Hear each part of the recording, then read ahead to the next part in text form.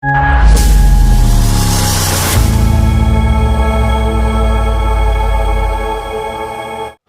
वालेकुम वरहमतुल्लाहि वबरकातुहू। उम्मीद है आप लोग खैरियत से होंगे। अल्लाह तबारक ताला हम सबको यूँ खुश रखे, ईमान और अमल के साथ ज़िंदा रखे और ईमान पर खात्मा बिलखैर फरमाए। खुतबा जुमा देख कर पढ़ना ज़्यादा बेहतर है या बगैर देखे पढ़ना ज़्यादा बेहतर है? दूसरा मसला ये है कि खुतबा जुमा के अंदर कुछ जगह नज़म और नसर के अंदर उर्दू लिखी हुई है।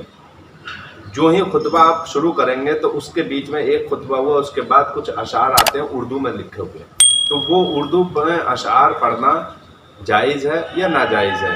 ये दोनों सवालों का जवाब इंशाअल्लाह मैं देने की कोशिश करूँगा। आप बहुत ही तवज्जो से सुने, क्योंकि हमारे पास ये सवाल किया गया है कि कुछ जगह में लोग आपस में ज़िद कर रहे हैं। कुछ हजरात ये कह रहे हैं कि जुमे के खुतबे की जो किताब है उस किताब के अंदर अरबी नज़म के साथ, अरबी खुतबे के साथ उर्दू में कुछ अशार हैं, नसर में, नज़म में, तो वो अशार पढ़ने चाहिए। कुछ हजरात ने कहा नहीं पढ़ने चाहिए।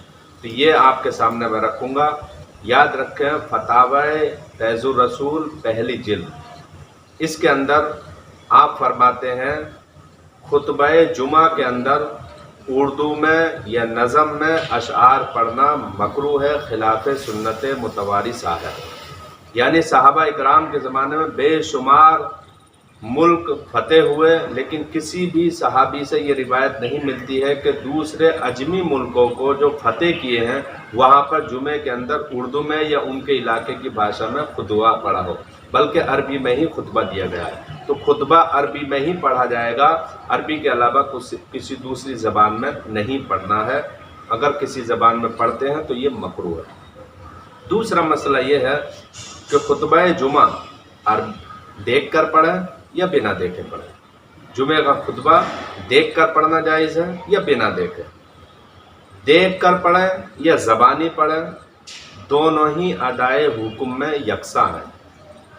हुक्म के एतबार से दोनों बराबर हैं। देख कर पढ़ें आप या बिना देख कर पढ़ें, दोनों जायज़ है, दोनों दुरुस्त है। लेकिन औफ़क़ बिस्सुन्ना, सुन्नत के जो ज़्यादा मुआफ़िक है वो बिना देखे पढ़ना ज़्यादा बेहतर है। देख कर पढ़ें आप खुतबा या बिना देख कर पढ़ें, दोनों दुरुस्त है। लेकिन अगर बिना देखे पढ़ते हैं तो ये सुन्नत के ज़्यादा मुआफ़िक है, ज़्यादा मुआफ़िकत रखता है।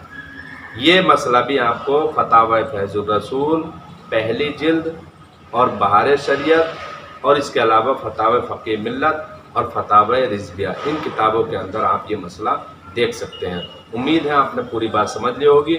मैं आपसे दरख्वास्त करता हूँ कि आप इस क्लिप को अपने अहबाब को भी पहुँचाएँ ताकि उनको भी ये मसला मालूम हो जाए। अस्सलामु अलैकुम वरहमतुल्लाहि वबरकातुहू।